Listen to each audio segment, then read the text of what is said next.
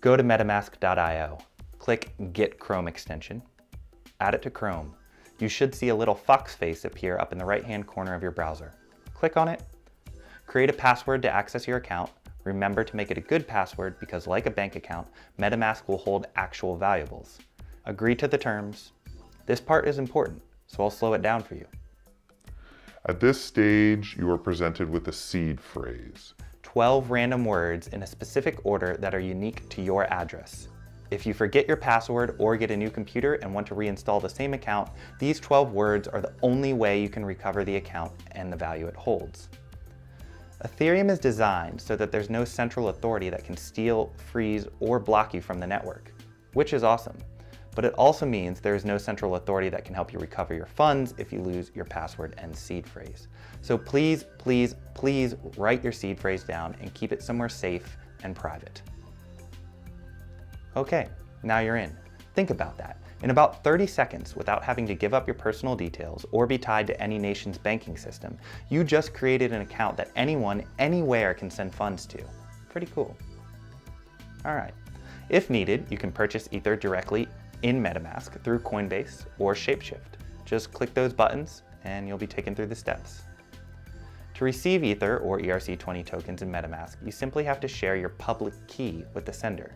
You can find your public key by clicking the menu button and selecting Details, which will present you with a scannable QR code that links to your public key in full, or the ability to view your account and its public key on Etherscan.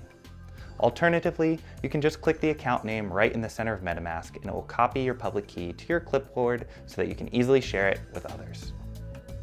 Anyone who knows your public key can send ETH to your account by designating that public key when sending funds. To send funds through MetaMask, click Send.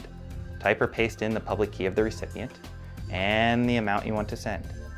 You'll now see this gas fee box. For now, you can likely leave these at the MetaMask defaults, but for your understanding, each action you ask the Ethereum virtual machine to perform requires a certain amount of gas, payable in ETH. The gas price is the amount you're willing to pay for each unit of gas, and the gas limit is the max amount of gas you would be willing to use to complete that transaction. But let's not get too lost in that now. For now, send your transaction by confirming the total to be sent plus the gas fee. You can click on that transaction and view it on Etherscan to check its status. Success! You've sent Ether, peer-to-peer. But what about other tokens, you may ask? Well, as long as they are ERC20 tokens, meaning tokens built with the correct standards on the Ethereum blockchain, you can manage and send those the same way you would send Ether.